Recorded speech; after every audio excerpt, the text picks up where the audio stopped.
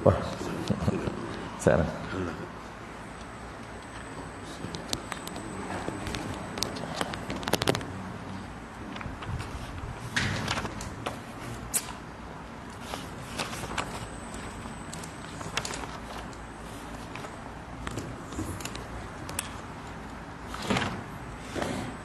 Bismillahirrahmanirrahim.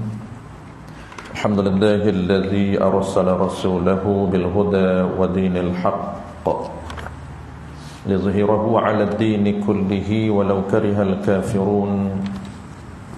Asyhadu an la ilaha illallah wahdahu la syarika lah wa asyhadu anna Muhammadan 'abduhu wa rasuluh. Salawatullahi wa salamuhu ala hadzal nabiyil karim wa imamil muttaqin wa qaidid du'akil mujahidin wa ala alihi wa ashabihi ajma'in. Allahumma 'allimna ma jahilna wanfa'na bima 'allamtana waj'alna minal mukhlisin. Wa sallallahu ala sayyidina Muhammad wa ala alihi wa baraka wasallam. Walhamdulillahi rabbil alamin. Amma ba'd.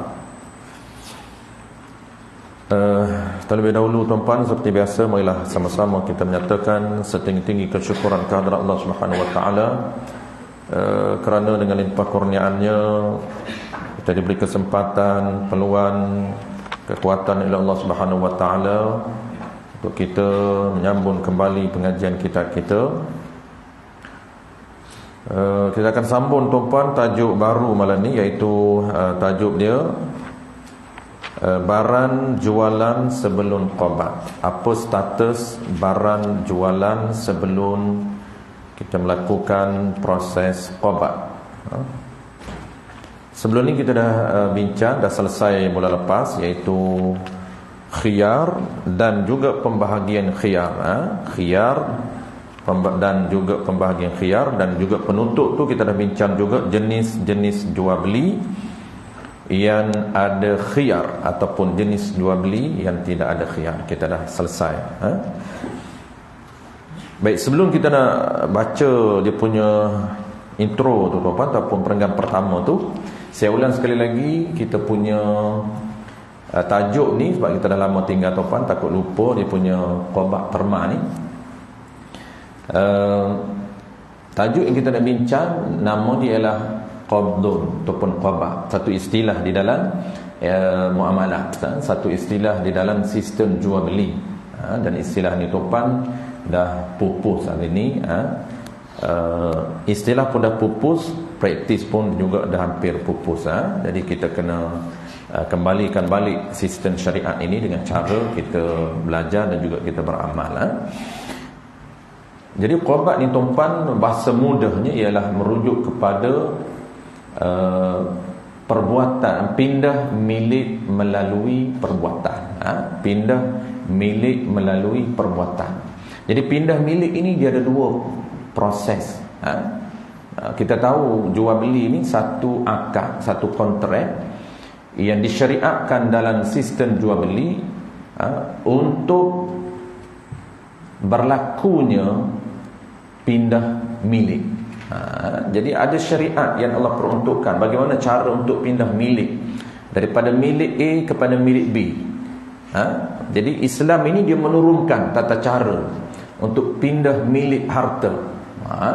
Jadi zaman jahiliah tuan, dia tidak ada sistem pindah milik ini. Sebab tu panggil jahiliah. Bukan jahiliah tidak ada sistem perniagaan, dia lebih hebat, lebih rancak daripada kita. Bahkan sebelum Nabi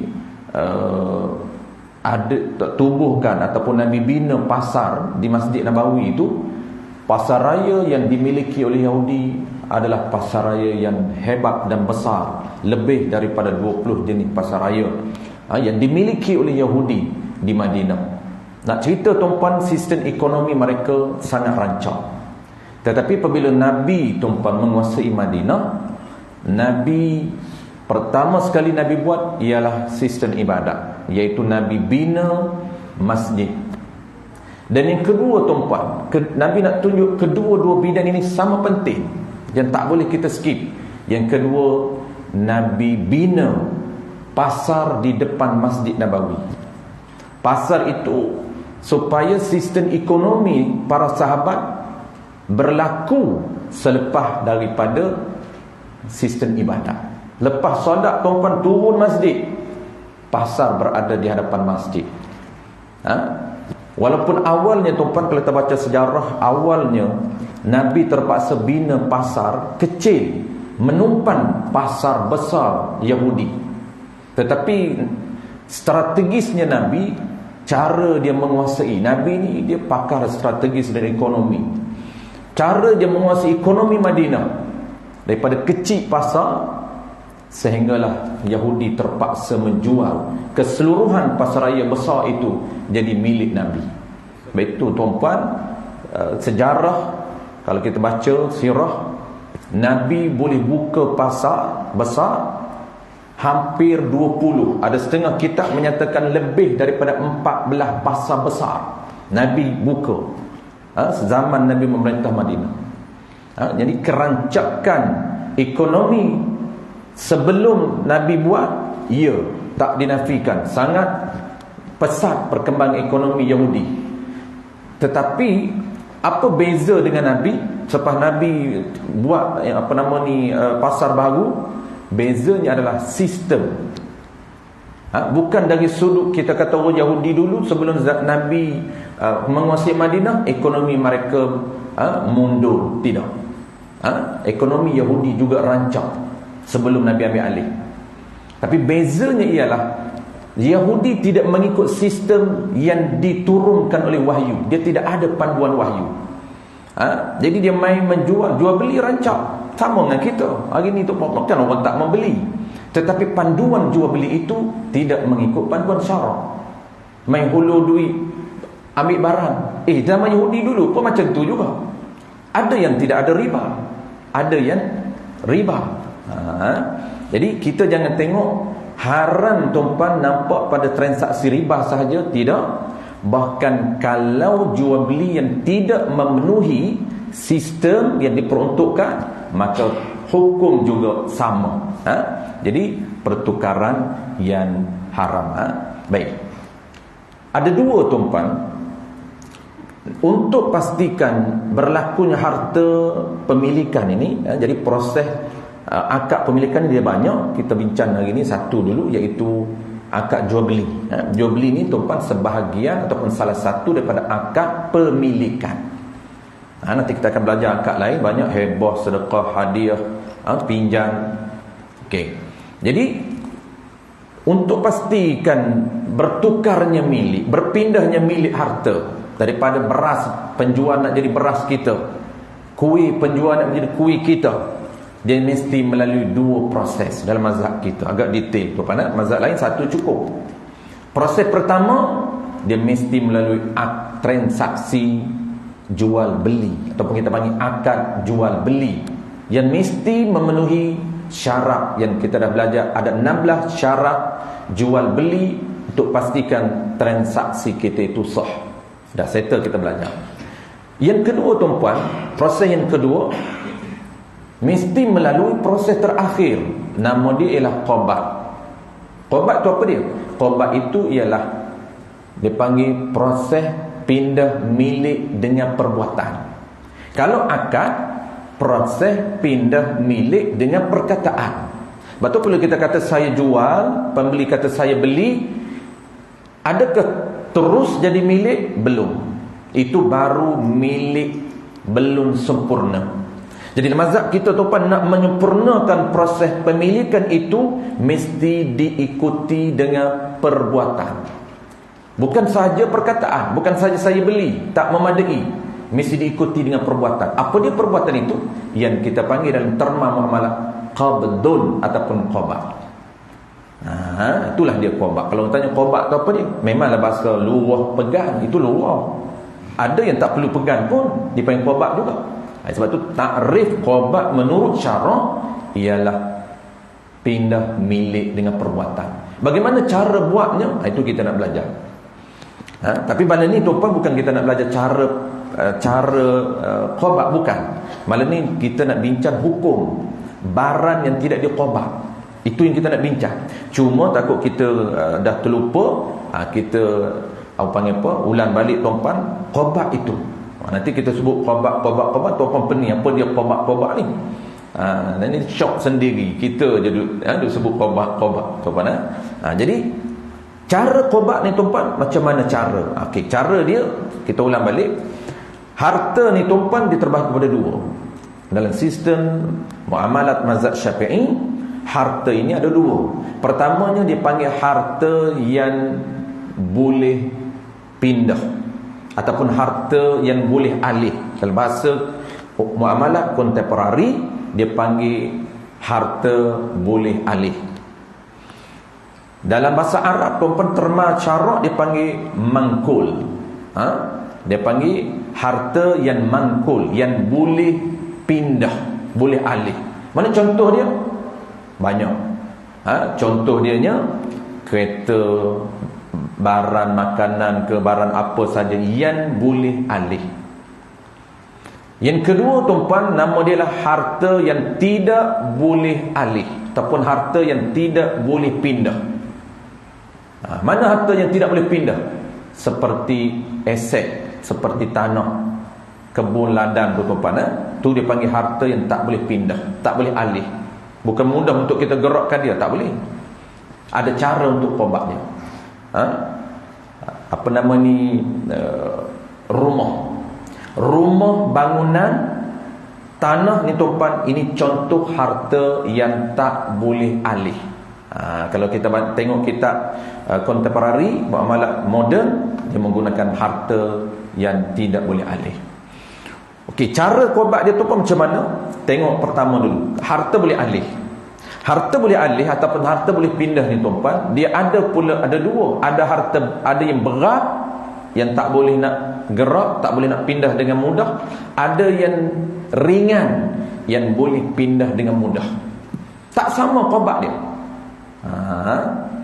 Kalaulah barang itu berat, tapi dia kategori boleh alih, dia berat, maka syarat dia, ini syarat qobat. Kena tahu syarat qobat supaya kita akad jual beli kena berlaku qobat. Tak berlaku qobat, tak milik sempurna, tak boleh jual beli. Itu hukum kita nak bincang malam ni. Boleh tak jual barang belum qobat? Itu kita nak bincang malam ni. Kalau berlaku kerosakan belum qobat, apa hukum dia? Siapa nak bertanggungjawab? Dia belum qobat, barang tu dah rosak.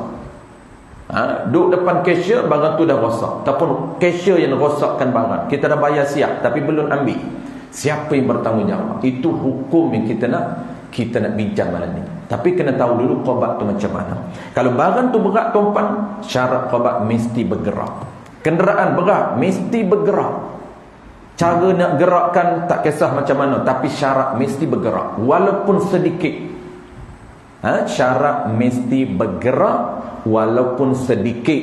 Kenapa? Kerana gerakan itu dianggap sebagai prasyarat untuk kita milik sempurna. Kalau kenderaan tuan-puan walaupun bergerak, tayar sikit saja bergerak, dikira qobat milik kita. Cuma kena parking, kita minta izin lah, sebab dah jadi milik kita. Sebab tu orang muda-muda hari ni tuan-puan pergi panggil apa, kalau owner kan, tak kisah sama je, pergi di owner ataupun pergi di syarikat. Tak kisahlah syarikat tu sama ada ngasil semen pun sama saja. Apabila kita dah bayar dan kita nak bawa balik, kita naik kenderaan bergerak sedikit, kemudian kita nak parking, mesti minta izin. Kerana itu tanah milik mereka, bukan tanah kita. Ya, di penjual, tanah itu tanah penjual. Islam menetapkan hukum yang rigid.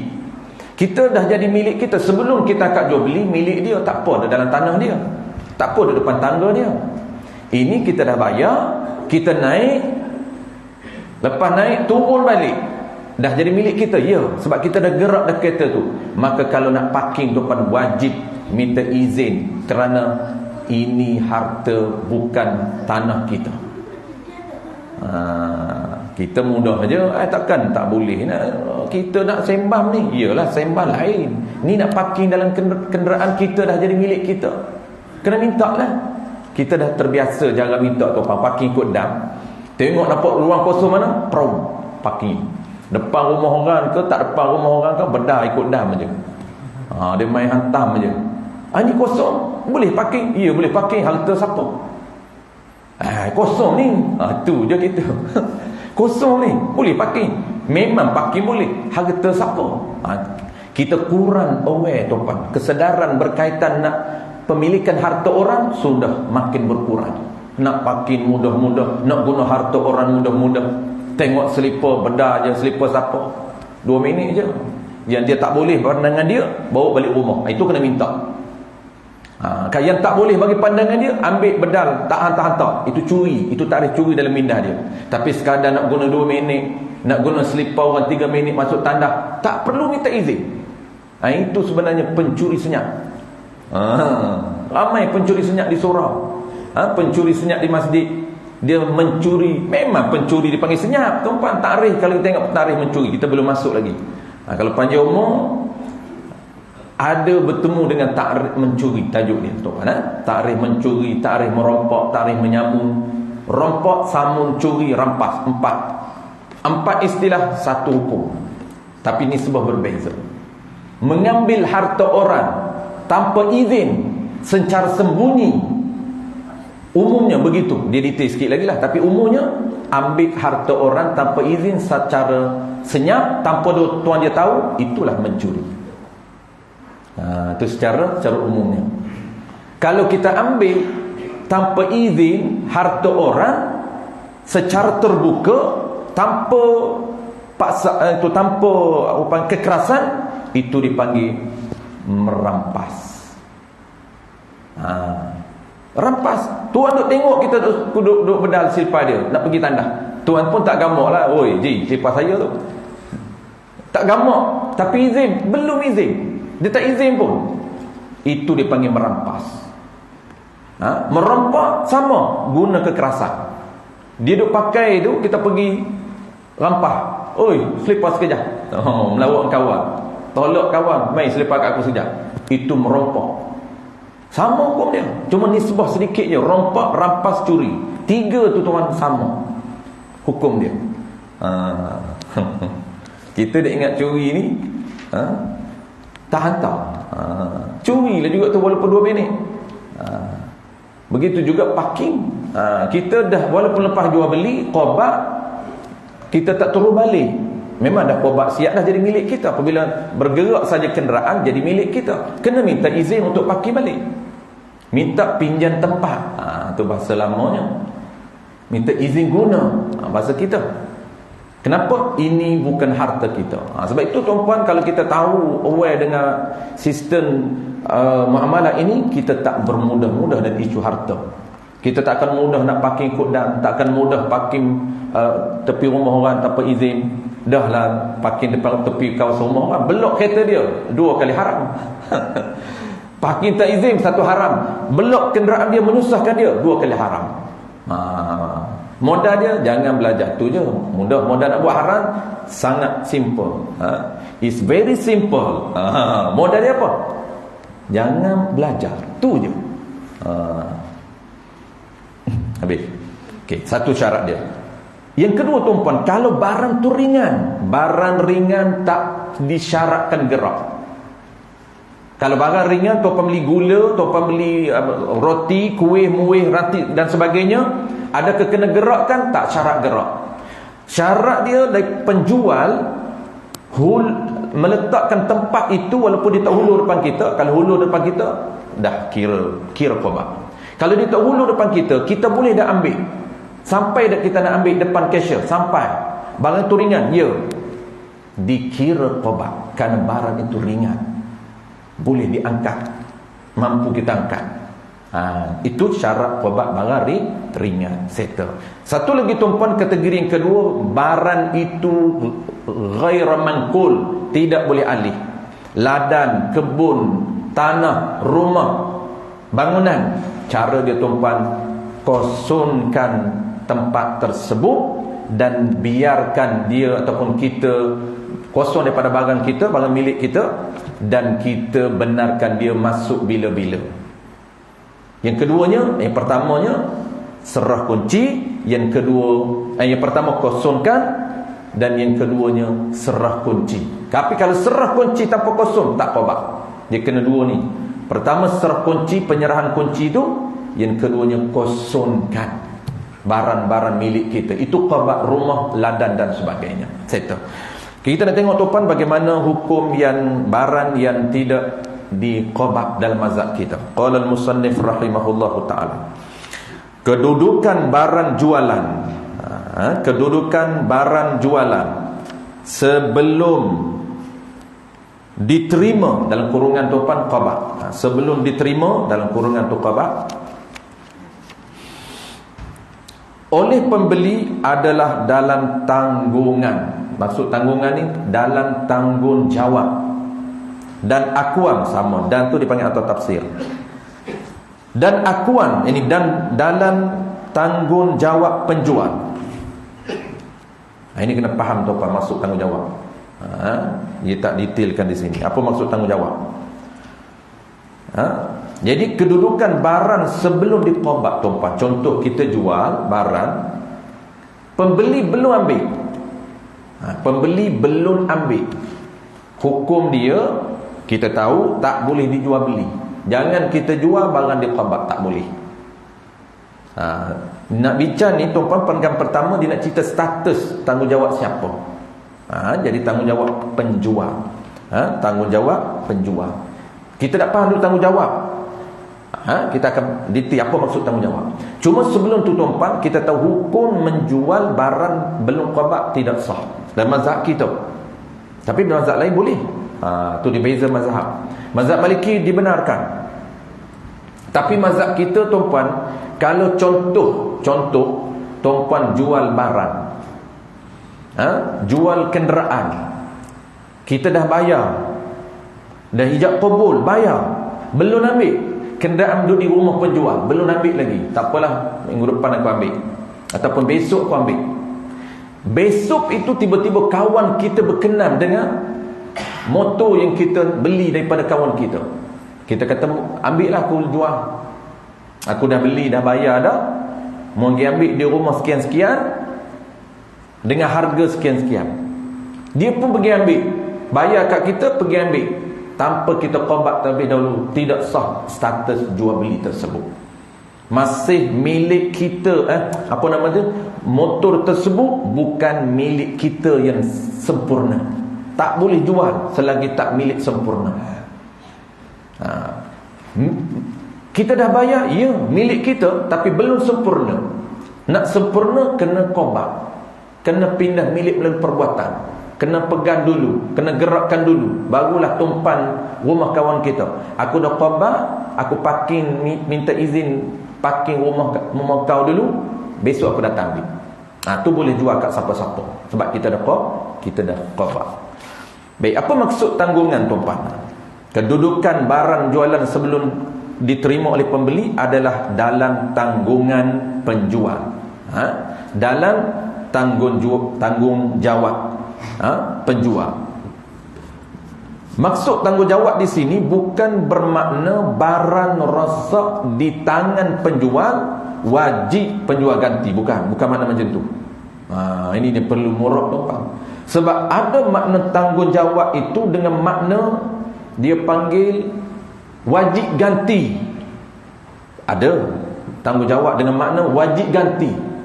Berlaku kerosakan, wajib pembayar penjual ganti. Itu lain. Itu dia panggil aqdun, dia panggil dhamanud dain dalam bahasa syarak. Di sini bukan merujuk kepada dhamanud din, tapi di sini merujuk kepada dhamanun aqdi. Tu. Di sini merujuk kepada apa tuan-tuan? Di sini merujuk kepada sekiranya barang jualan sebelum qabak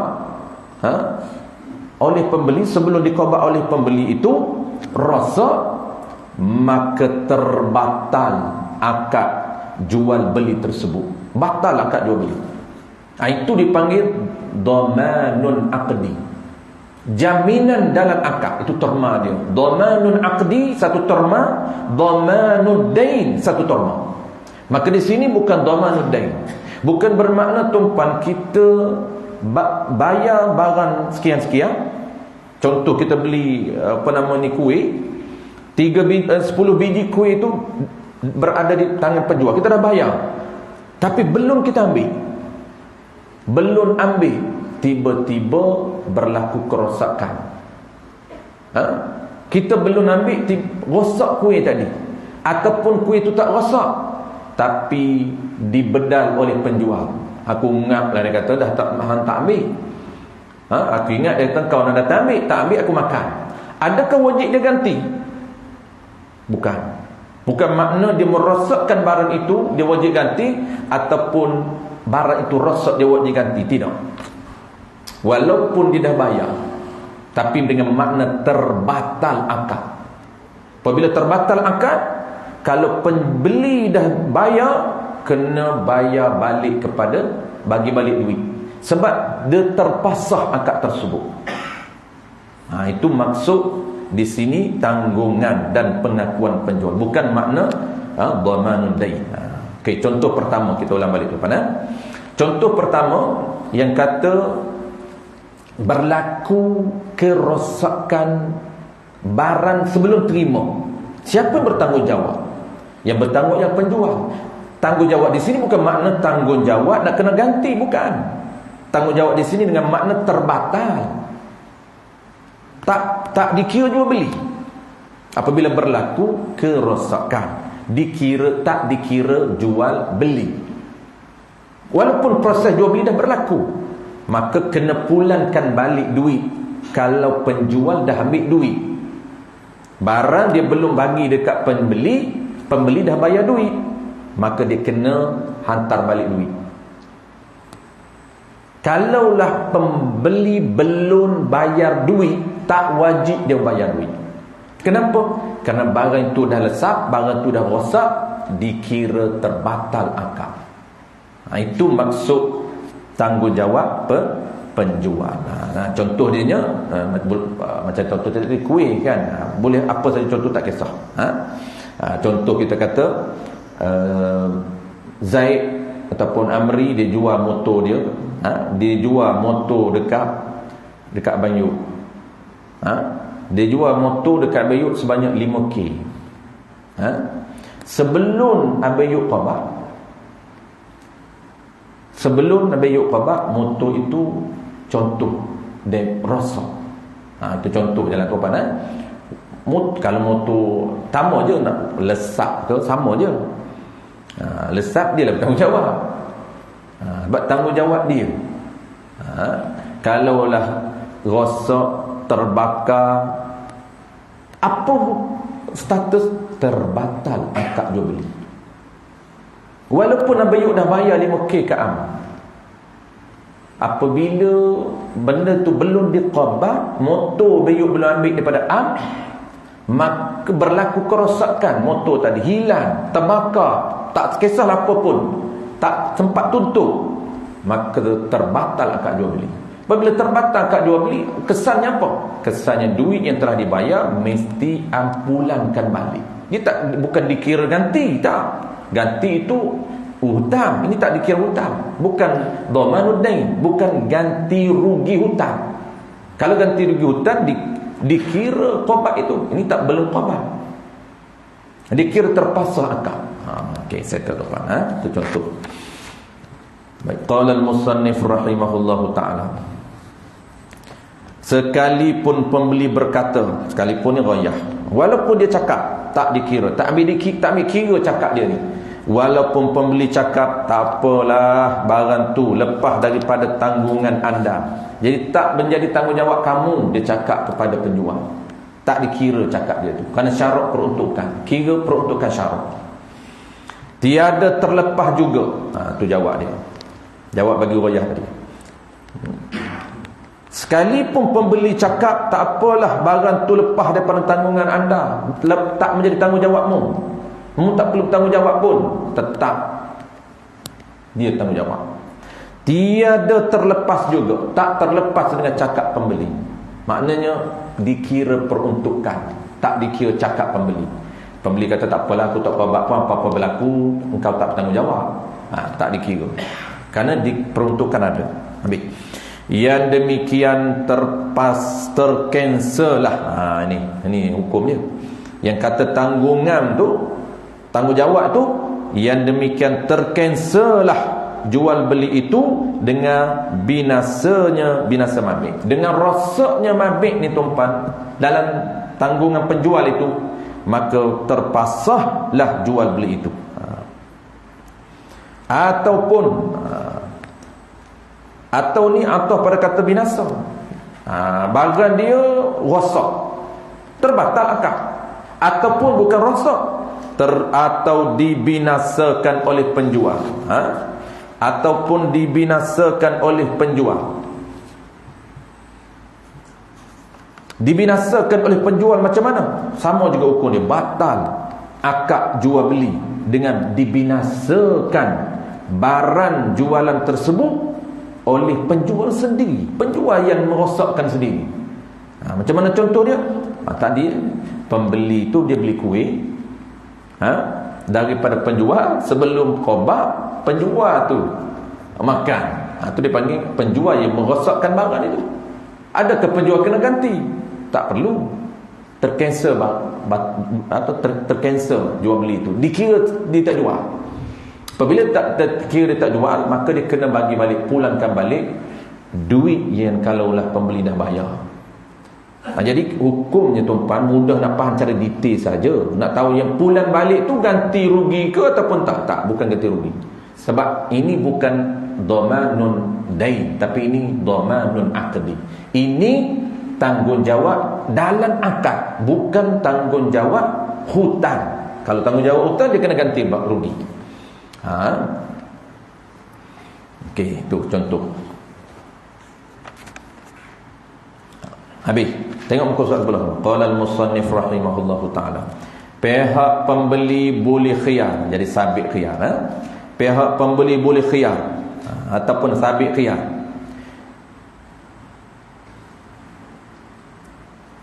Nak khiyar ni macam sebelum kita bincang macam sebelum ni lah, sama ada dia nak cancel ataupun dia nak teruskan akad. Jika ada cacat dalam masa itu, masa belum qada, jika ada cacat barang tu semasa belum qada, dia boleh khiyar. Dia belum qada lagi, dia tengok-tengok barang tu ada cacat, dia boleh khiyar. Sama ada cacat tu cacat sendiri ataupun cacat sebelumlah, tak kisah. Ataupun dicacatkan oleh penjual, cacat sendiri ataupun dirosakkan oleh penjual, sama, dia boleh khiyar. Ataupun oleh orang lain, ataupun dirosakkan oleh orang lain. Oleh orang lain ni orang yang asing, orang yang asing daripada akad tu, bukan penjual, bukan pembeli lah, dirosak tu.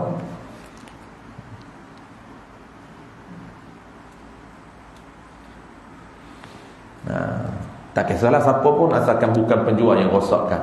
Contohnya yang kuih itu siapa yang makan, bukan penjual yang makan, kawan dia yang makan. Mana kuih itu dirosakkan oleh orang lain, tetap boleh cancel. Habis.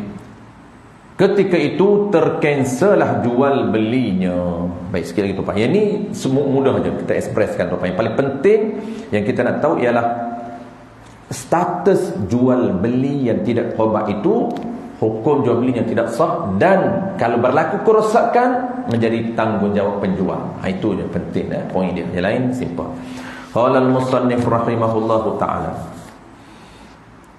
Sama juga hukumnya seperti cincin. Ni dia nak jelas dia.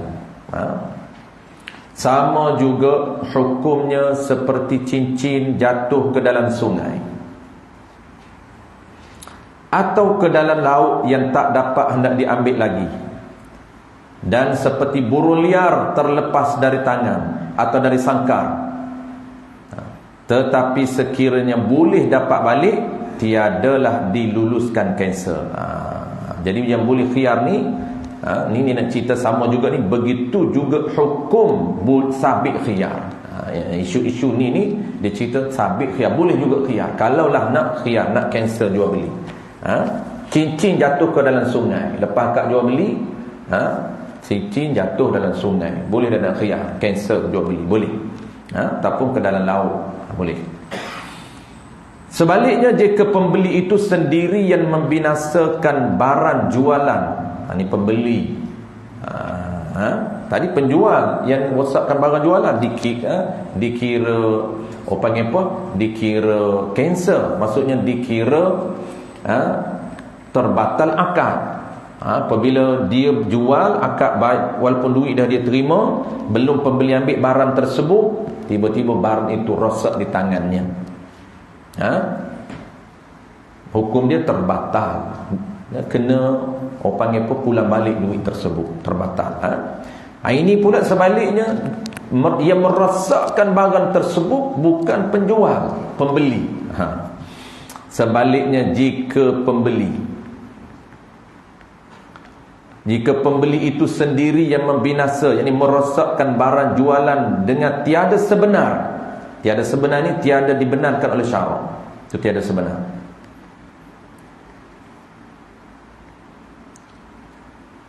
Itu dipanggil tiada dibenarkan oleh syarak. Apa hukum dia? Maka dikira qadha. Kalaulah dia tumpang, contohnya kuih dia bayar, lepas tu tunggu dimakan, maka perbuatan makan kuih yang dibayar itu dikira qadha. Dikira qadha. Tak boleh dia kata apa nama ni, kena cancel lah jual beli. Sebab apa? Sebab kuih dah tak dan saya pegang apa lagi, dah ngap kan. Qadha ni dia duk faham pegang saja. Lepas tu qadha tuan-puan bukan boleh dipahami secara literal, secara bahasa saja, tapi dipahami secara syarak. Syarak ini dia bukan makna pegang. Syarak ni dipanggil pindah milik dengan perubatan. Tak pegang pun tak apa. Itu dikira qadha. Maksudnya dikira diterima oleh pembeli. Jadi pembeli itu dikira dia wajib, dikira qadha.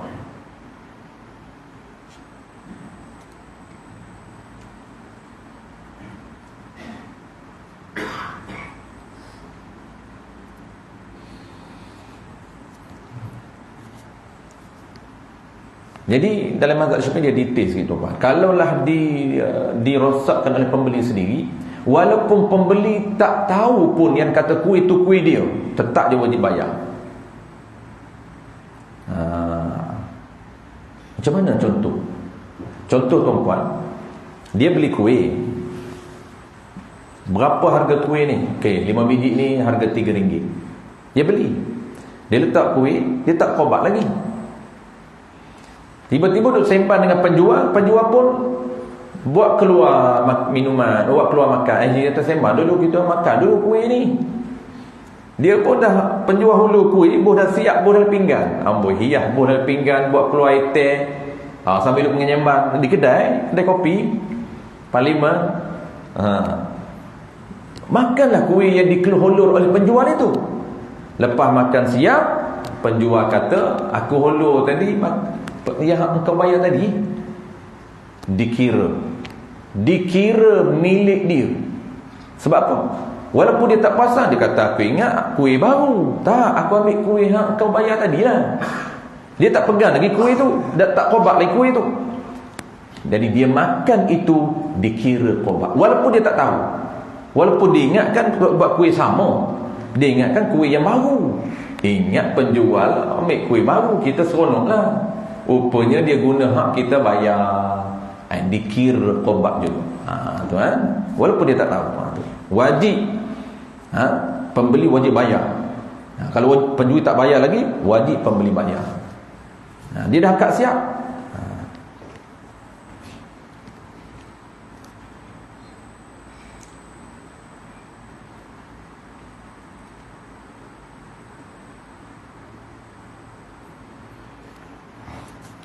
Kita dah bincang dulu kenapa dikira milik dia walaupun dia tak tahu. Jadi dikira milik dia walaupun dia tak tahu, kerana tak tahu. Yang syarat apa tuan? Syarat dia milik walaupun dia tak tahu. Milik itu. Baik, sikit lagi tuan. Sebaliknya habis Nascaya, itu jawab bagi jika. Jika pembeli itu sendiri yang merosakkan barang jualan dengan tiada sebenar, tidak dibenarkan oleh syarak, nascaya dihukumkan ia telah qabak. Jadi qabak. Dan jika dengan sebenar, kalau sebenar macam mana? Kalau dibenarkan, sebenar ni kalau dibenarkan oleh syarak, tak dikira qabak. Tu.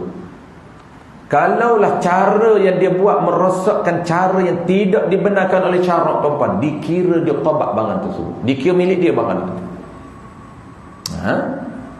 Tapi kalaulah cara yang dia rosakkan itu tidak dibenarkan,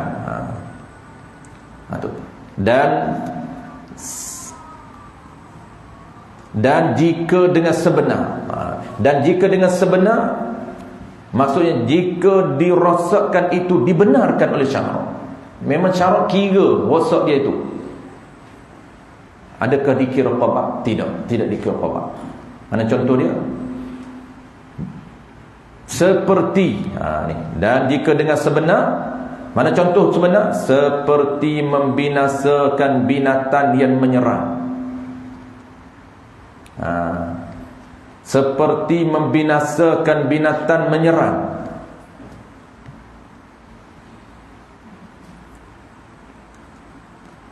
Macam mana membinasakan binatang menyerang? Dia panggil sial. Dalam bab sial tu, bukan S-I-A-L tu sial. Ni sad. Sial. Sad. Sial ni merosakkan binatang ataupun merosak ataupun menyakiti, bahasa umumnya merosaklah, merosakkan binatang yang menyerang dirinya. Dia terpaksa mempertahankan diri dia sehingga menyakiti binatang tersebut ataupun terpaksa membunuh binatang tersebut. Itu tidak dikira qabak. Itu tidak dikira. Kenapa? Kerana dia dibenarkan oleh syarak, cara dia pertahankan diri, terpaksa menyakiti binatang itu. Itu dipanggil sial. Walaupun terpaksa membunuh. Contoh dia tuan, binatang yang datang menyerang diri dia, itu dia boleh bertahan. Jangan binatang tak datang serang dia bunuh ikut dam, itu memang tak boleh. Binatang datang terkam dia, datang nak terkam, maka dia pertahan diri. Pertahan diri terpaksa macam mana? Terpaksa binatang tersebut luka ataupun mati, dia hantam tuan dengan kayu, mati binatang tu. Tak dikira qabak. Walaupun binatang tu dia beli, tak dikira. Dia bayar lembu buat korban tuan, tak. Lembu tu marah kat dia macam mana, tak naik atas belakang dia, pertahan dirilah dia. Lalu dipukul lembu tadi, dia katak lembu tadi, mati lembu tu.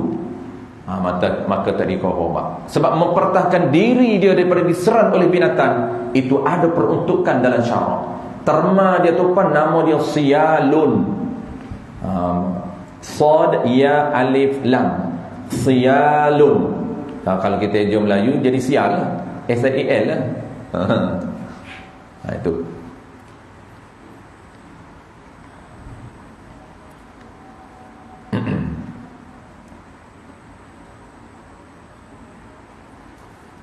Okey, habis.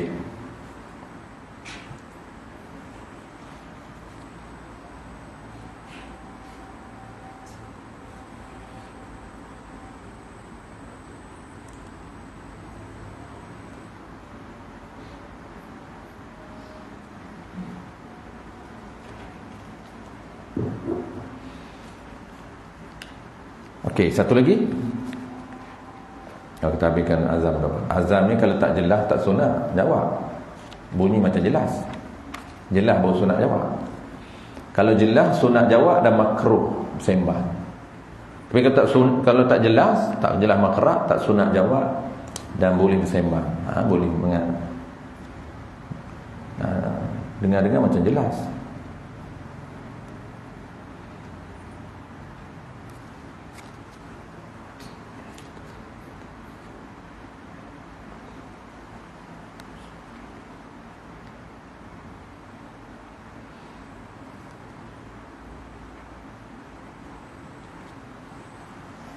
Okey, okey, satu lagi betul. Dia ada dua isu je di sini. Dua-dua isu ni dia nak cerita tuan-puan, isu yang tak dikira qadha. Kita cerita qadha kan, tak dikira qadha. Isu yang tidak dikira pindah milik, atau maksud bahasa terma tuan-puan. Kalau kita guna terma tu dia jadi pening. Cuma nak membiasakan bahasa syarak tu je kita guna qadha tu. Isu pertama, sial. Kita membunuh binatang yang datang nak menyerang kita, walaupun kita dah bayar binatang tersebut, tuan-tuan, tidak dikira qadha, kena pulang balik duit tu. Jangan penjual kata kan dikira dah kat jual beli. Dia kata dah mati tu di tangan kau dah bayar, kau lah bertanggungjawab. Tak, peruntukan dalam undang-undang muamalat tuan-tuan, kalau belum qadha dia tak sentuh lagi lembu tu. Tapi kalau dia tarik bergerak dalam lembu tu, qadha, dia bunuh, jadi milik dia lah. Dia yang bunuh harta dia. Dia bunuh lembu dia lah. Ni dia belum qadha lagi, dah bayar dah. Belum ambil gaya nak panggil apa, baru nak qadha, maksud baru nak tarik masuk lori, lembu tu naik atas belakang dia. Dia pun tahan terpaksa bunuh lembu tadi, ataupun terpaksa sakitkan lembu, macam mana tak kisahlah. Dikira qadha ataupun tidak dikira qadha. Itu termasuk sial. Itu dibenarkan oleh syarak untuk mempertahankan diri daripada serangan binatang, walaupun bukan binatang buas. Daripada serangan binatang, boleh mencederakan binatang, hatta bunuh binatang tadi pun boleh. Cuma kalau tak sepatut bunuh, tak bolehlah, dia kena bayarlah. Tapi terpaksa dia mengelak, terpaksa kena bunuh, kerana kalau tak bunuh binatang itu, dia yang terbunuh. Maka dibenarkan bunuh dan tidak dikira dia yang kena ganti balik. Itu dipanggil merosakkan harta, merosakkan binatang tanpa perlu ganti rugi. Tapi kalau kita binatang termasuk sia, tuan-puan, wajib ganti rugi binatang, harta orang yang kita rosakkan. Contoh tuan-puan, burung bela, orang bela datang rumah kita lastik mati, kita ambil burung tu lempar belakang rumah, tak ada siapa tahu, haram. Di mahkamah pada masyar dia dikira lagi teruk. Dia senyap, tak ada siapa tahu pun, dia kata carilah kawan, merata cari burung dia, burung ketitik. Kita tak bela burung sini, tak jadi isu lah. Ayam ke, bunuh ayam orang, wajib ganti rugi. Kenapa? Kerana merosakkan harta orang, wajib ganti dengan nilai.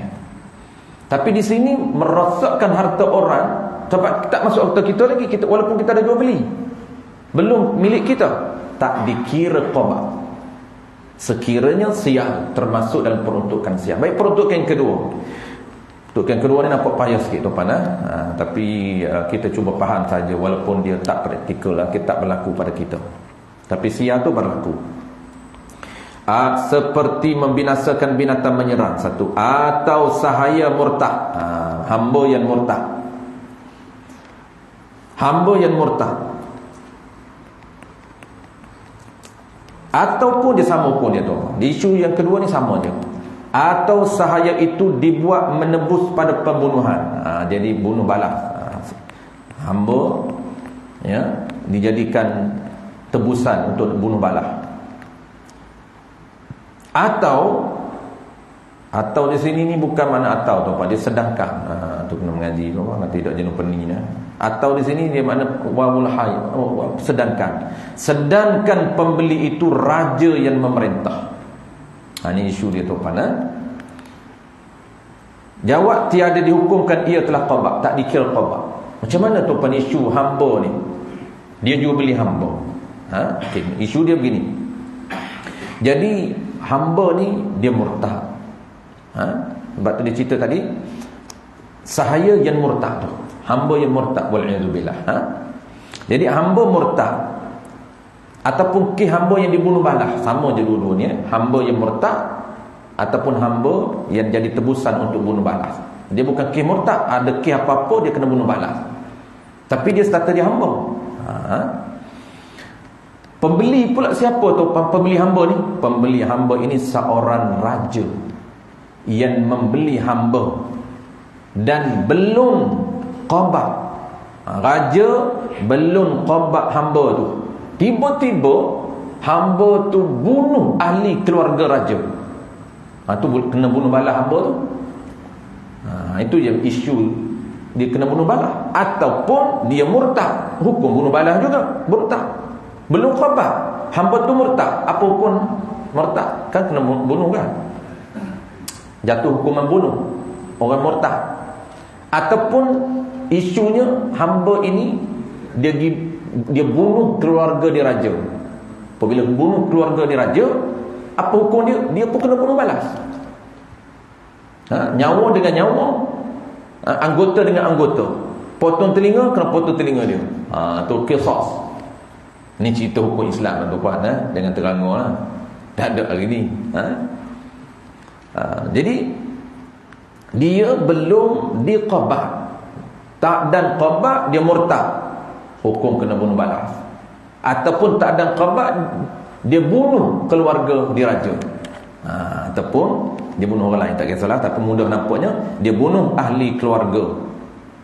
Maka dijatuhkan hukuman bunuh balas ke atas hamba tersebut. Apabila dijatuhkan hukuman bunuh balas,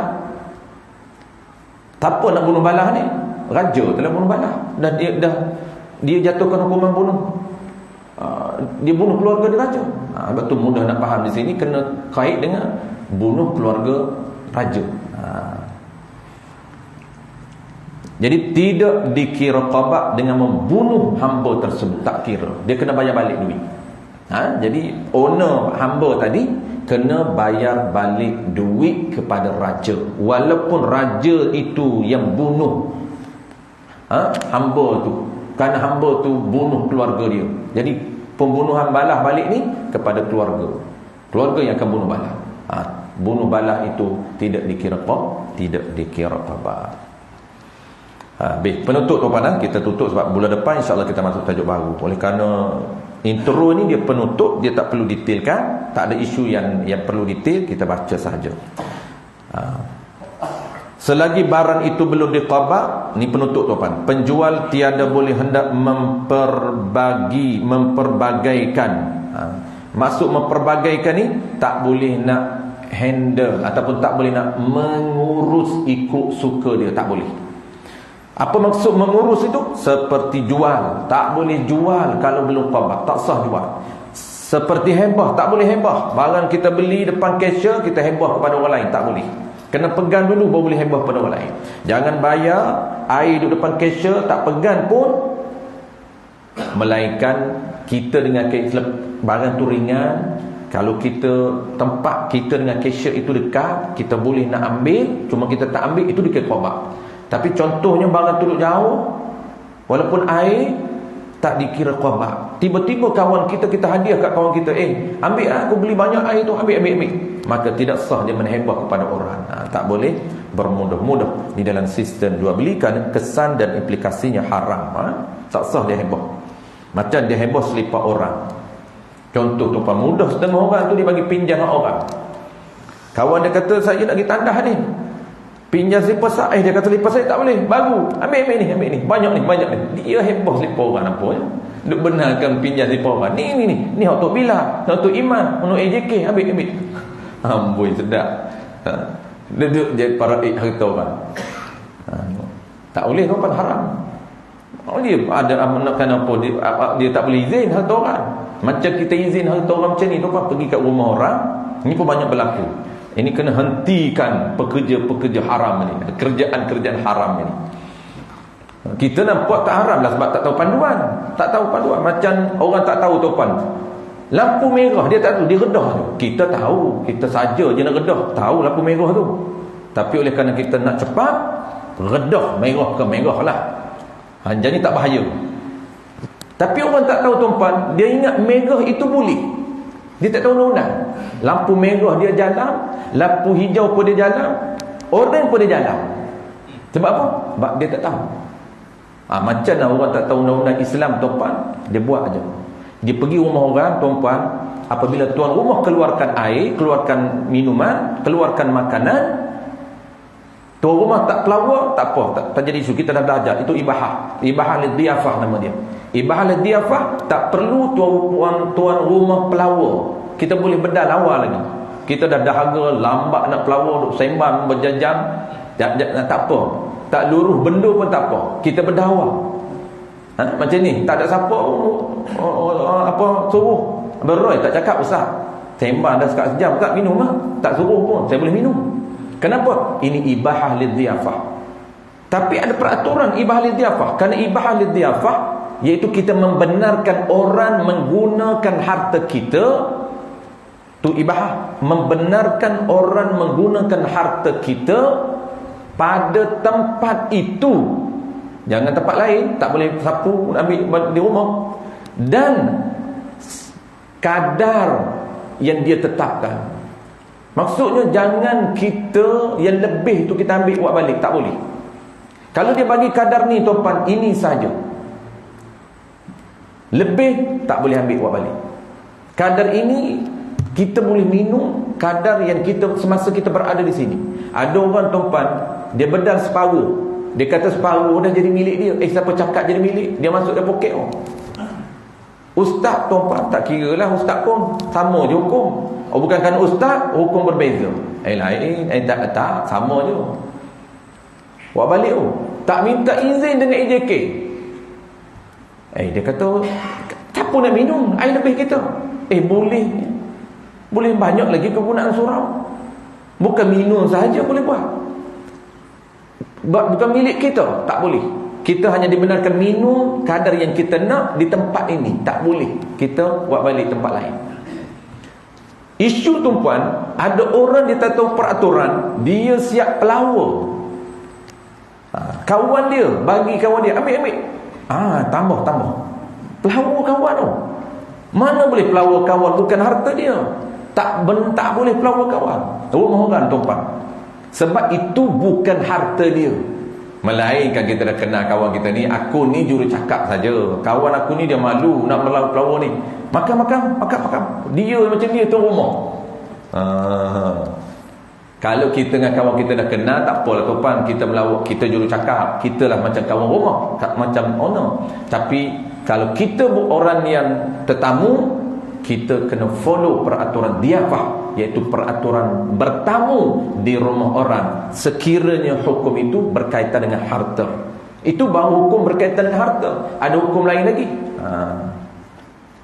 Ada hukum adab, apa panggil apa?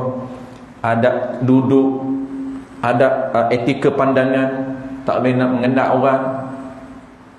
Mana isteri? Ni anak perempuan mana? Ada anak perempuan dua tak keluar. Tu kira nak je. Itu etika pandangan. Lain, ni baru kira etika interaksi dengan harta. Masuk tandas tak minta. Dah masuk tak minta. Ada dalam tandas apa ada dibedah semua. Tengok ada sabun, guna sabun, terai je. Bukan nak guna banyak, terai. Tak ada buih pun. Jahanam. Tak jahanam kita orang. Tisu ada, guna. Tisu tak ada. Kalau tak minta izin masuk tak boleh guna apa pun. Masuk tu pun dah tak boleh. Sebab tak minta izin. Melainkan dia sebagai tamu. Ini ada dia bincang. Diyafah ni tuan-tuan, dia panggil ibahah diyafah. Kalau dia dibenarkan bertamu itu, maka pada urufnya barang dia boleh guna, dikira ibahah. Tandah, apa saja dalam tandah ibahah, dia boleh guna. Tak perlu minta izin. Sebab kita dah tetamu, dia anggap apa saja barang yang ibahah ini dibenarkan. Tengok tisu ada, dia boleh. Melainkan tuan-tuan, harta yang perlu minta izin. Contoh tuan-tuan, kita bertamu, dapur tidak dianggap sebagai kawasan yang tamu. Tak boleh, kena minta izin masuk dapur. Walaupun kita bertamu seharian di rumah dia, kena minta izin dapur, dan kena minta izin untuk menggunakan barang-barang di dapur dia. Nak buka peti ais, kena minta izin. Yang kata barang ibahah ni pada uruh saja tengok. Uruhnya benda kalau kita bertamu, tempat apa benda kita boleh guna. Kalau dalam bilik dia dah benarkan guna bilik, tidurnya, batalnya, kain selimutnya boleh. Dalam tandah, semua barang dalam tandah. Tapi kalaulah dapur itu lain, kena minta izin. Kalau ada TV tuan-puan, pada urufnya TV itu kena minta izin untuk guna. Kena minta izin. Tak boleh duduk mudah-mudah. Mana channel, mana remote. Tuan kata tak tahu. Dia tolong cari. Tak apa saya cari. Dia lebih daripada tuan lagi. Okey.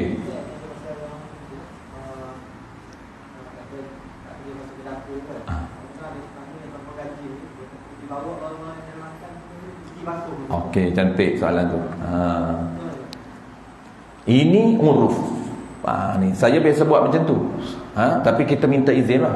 Kita tengok uruf. Kalau betul dia tak bagi, tak boleh. Tapi kalau betul dia kadang buat ambil hati kita je tak bagi, tak payahlah, tak apa. Susah tu dapur. Tak apa, saya pergi. Tak payah. Itu kita tahu ini dia tak benar. Tak boleh. Sebab ada orang dia tak selesa tengok dapur dia kemas. Dapur dia macam lokal pecah, macam dia nak jaga juga keaiban dia. Dia tak bagi. Terutama orang perempuan lah. Kata lelaki ni sempoi je rumah tu. Bersempah pun ajak kawan. Perempuan kita tak boleh. Nak ajak kawan beritahu dulu. Sebab nak kena kemah dulu. Kan? Itu tak boleh. Jadi kalau dia kita tengok urus. Sebab kita nak ambil hati dia, nak jaga. Ni jaga makam. Kita nak kena cuci. Saya tuan-puan, kalau saya kenal rapat kawan saya, memang saya masuk dapur. Saya masuk dapur, bawa gelas kat dapur, basuh. Itu cara saya suka macam tu. Kalau kawan saya rapat. Dan dia kata, tak payahlah, susah-susah apa. Tak apalah, aku tolong. Dia senyap. Makna dia sekadar nak ambil hati kita saja. Dia tak benar tadi. Tapi nampak kalau dia berkeras, tak payah. Anak aku ada. Maksudnya anak aku boleh basuh. Kita okey. Maksudnya memang kita boleh baca, kita kenal kawan kita boleh kenal. Dia tak bagi betul ke ataupun sekadar nak ambil hati. Ini kita kena faham lah. Sama juga dengan duduk. Kan kita kan pandai. Tuan kata duduk belah ni, duduk belah. Tak apa. Saya selesa duduk belah ni. Ataupun dia suruh duduk atas cushion. Kita kan nak nampak hebat sangat atas cushion. Nak duduk bawah je. Tak apa, saya duduk bawah je. Duduklah atas cushion. Nampak dia tu tak kisah pun. Nampak pandangan dia tu. Sebab sekadar nak ambil hati je. Kalau dia tak kisah kita duduk di mana, nampak tak berkeras sangat, dia suruh duduk atas cushion, kita boleh duduk di mana-mana. Tapi kalau nampak dia berkeras, tak, duduk atas cushion. Jangan duduk bawah, duduk atas cushion. Kita faham. Tak boleh duduk bawah. Haram duduk bawah. Dia tak izin duduk di bawah. Sebab itu tempat dia. Dia izin atas. Kenapa tegas ni rigid? Itu harta dia. Kita tak boleh guna milik harta orang tanpa dia izin. Tempat dia izin atas, bukan bawah. Melainkan kita tahu itu saja dia tu, aku duduk bawah tak apa. Kita kenal lah orang tu, kita urus ni maksudnya kita kena pandai tuan-puan, orang panggil berinteraksi dengan dia, mengenal dia. Kalau betul dia memang tak selesa kita duduk di bawah, maka kita kena duduk atas, meraih dia. Dia nampak kita duduk bawah ni nampak tak selesa sangat, dia tak suka lah. Kalau dia tak suka duduk bawah, kita kena duduk atas. Jadi tuan-puan, poin dia dua benda. Pertama, kena ikut arahan dia. Yang kedua, kena ikut keselesaan dia. Sebab tu kita kena ikut apa dia nak tu. Dia selesa macam mana, dia selesa duduk tempat mana, kita duduk tempat itu. Ada sebab-sebab yang dia suruh tu. Habis tuan-puan, kita tengok dulu sebab kita dah lewat. Kalau kata tak sempat, kita kena sambung lain lah.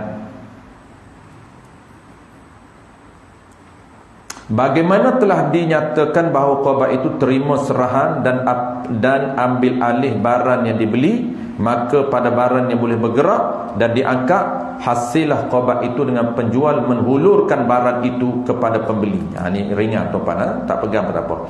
Dan diambil dan disambung oleh pembeli atau dipegangnya. Pada barang yang tiada boleh dipindah seperti tanah, rumah, pohon kayu dan lainnya, benda itu berat, memadai dengan penjual menyerahkan kepada pembeli dengan lafaz yang menunjukkan suruh qadha. Seperti katanya, sekarang saya kosongkan tanah atau rumah ini untuk anda serta serahkan anak kunci. Ada dua tadi, serah kunci dan benarkan dia masuk. Jika ada atau mengalih, serahkan anak kunci dan pihak pembeli memasukkan barang-barangnya jika ada, atau mengalih apa yang patut dialih, tiada mengapa ada tinggal sedikit barang kepunyaan penjual, kerana keadaan semacam itu dimaafkan. Kalau masih ada berbaki sikit-sikit itu dimaafkan, dikira qada juga. Wallahu a'lam. InsyaAllah tuan-tuan, kita akan sambung topik baru belum raya ni. Topik baru tuan-tuan, belum raya ada satu kelas lagi hari Jumaat tu. Kita dah pindah tuan-tuan daripada Rabu ke Jumaat. Ini masuk tajuk baru insyaAllah minggu depan. Betul. Iklan tuan-tuan daripada pihak Rustia ni. Kuliah akan datang Jumaat 23 Jun. Kita dah tukar daripada Rabu ke Jumaat. Tuan-tuan, Jumaat minggu 4. Sebab Rabu tu saya ada berusaha sikit. Jadi oleh kerana jadual surau kita kosong hari Jumaat, saya pilih hari Jumaat tuan-tuan. Jumaat ni kita tak baca kitab ni tuan-tuan. Kitab ni kita tak baca. Dari pihak Rustia atau pihak surau minta kita bincang ringkasan sedikit berkaitan dengan isu semasa fiqh kurban. Sempena nak melakukan ibadat kurban. InsyaAllah kita bincang isu semasa tuan-tuan. Lebih kepada isu-isu praktikal lah kurban. Jadi tuan-tuan nak tanya isu kurban boleh hari Jumaat nanti. Wallahu a'lam. Bismillahirrahmanirrahim. Alhamdulillahirabbil alamin. Wassalatu wassalamu ala asyrafil anbiya'i wal mursalin wa ala alihi wa ashabihi ajma'in. Allahumma faqihna fid din wa 'allimna at-ta'wil waj'alna minal ulama'il 'amilin waj'alna minal mukhlisin. Wa sallallahu ala sayyidina Muhammad wa ala alihi wa baraka wa sallam. Walhamdulillahirabbil alamin.